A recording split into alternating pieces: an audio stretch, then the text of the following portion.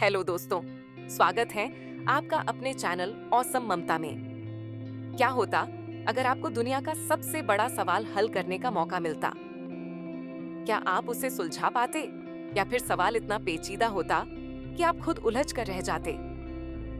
आज हम आपको एक ऐसी कहानी सुनाने जा रहे हैं जो सिर्फ गणित या किसी समीकरण के बारे में नहीं है, बल्कि यह एक गहरी सीख देती है कि समस्याएं अक्सर उतनी जटिल नहीं होती जितनी हम उन्हें बना लेते हैं। एक समय की बात है, एक विशाल राज्य के राजा थे जिनकी उम्र बहुत हो गई थी, लेकिन उनका जीवन खाली था क्योंकि उनका कोई संतान नहीं था।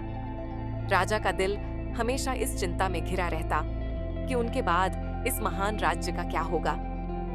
उनके पास न तो कोई उत्तराधिकारी था और न ही किसी को राज्य की बागडोर सौंपने का कोई तरीका था। यह चिंता उनके चेहरे पर हर समय साफ दिखाई देती थी और राज्य के हर मंत्री उनके तनाव को महसूस करते थे। राज्य के एक वरिष्ठ मंत्री ने एक दिन राजा से कहा, महाराज, क्यों न हम एक प्रतियोगिता आयोजित करें। इसमें राज्य की जनता को भाग लेने का अवसर दिया जाए। जो भी प्रतियोगिता जीतेंगे वे राज्य के नए शासक होंगे। राजा को यह विचार बहुत अच्छा लगा और उन्होंने तुरंत आदेश दिया कि एक प्रतियोगिता का आयोजन किया जाए।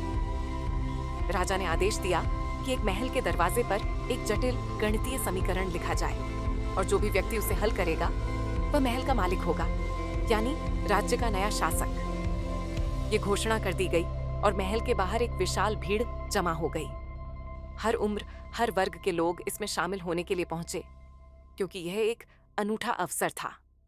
प्रतियोगिता शुरू हुई और लोग अपने अपने दिमाग लगाकर समीकरण को हल करने की कोशिश करने लगे।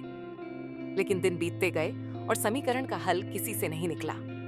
राज्य के नामचीन गणितज्ञ भी पहुंचे, लेकिन वे भी इस जटिल समीकरण को सुलझा नहीं सके।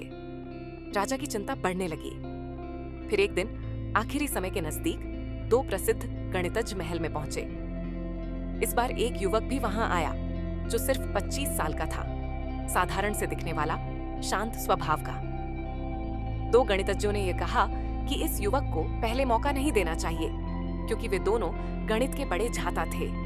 लेकिन युवक ने कहा, आप दोनों को पहले मौका दीजिए, गणित का काम है, मेरा इसमें क्या काम।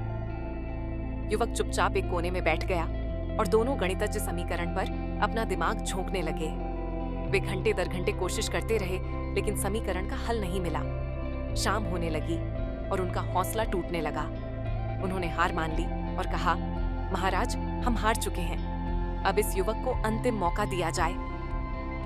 युवक उठकर दरवाजे के सामने खड़ा हो गया।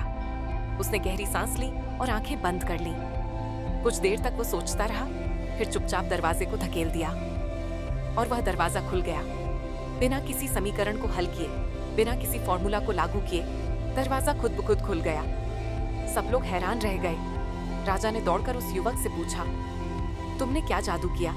क्या मंत्र बोला जिससे यह दरवाजा खुल गया? युवक मुस्कुराते हुए बोला, महाराज, दरअसल इस समीकरण का कोई हल नहीं था। यह सिर्फ हमारे ध्यान को भटकाने के लिए था। मुझे लगा कि यदि मैं इस समीकरण पर फोकस करूंगा तो मैं समस्या में ही उलझ जाऊंगा।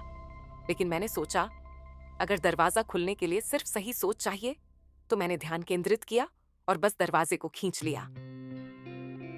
राजा को समझ में आ गया, यह युवक न केवल गणित में निपुण था, बल्कि उसने यह भी समझा कि बहुत सी समस्याएं सिर्फ हमारे दिमाग की रचना होती हैं। हम उन्हें अपनी सोच से बड़ा बना लेते हैं, जबकि असल में उनका कोई आकार नहीं होता। राजा ने उस युवक को राज्य का नया शासक घोषित किया। वह युवक एक अद्भुत नेता साबित हुआ क्योंकि उसने न केवल गणित का समाधान किया, बल्कि जीवन की सबसे बड़ी सच्चाई समझी। कई समस्याओं का हल हमारी सोच में छुपा होता है। जब हम अपना ध्यान सही दिशा में लगाते हैं तो हल अपने आप सामने आ जाता है। इस कहानी से हमें यह सीखने को मिलता है कि समस्याएं जितनी भी बड़ी लगती हैं, उनके हल का रास्ता हमेशा हमारे दिमाग में छुपा होता है। हमें बस अपनी सोच को सही दिशा में मोड़ने की जरूरत है। दोस्तों, उम्मीद है आपको कहानी पसंद आई होगी।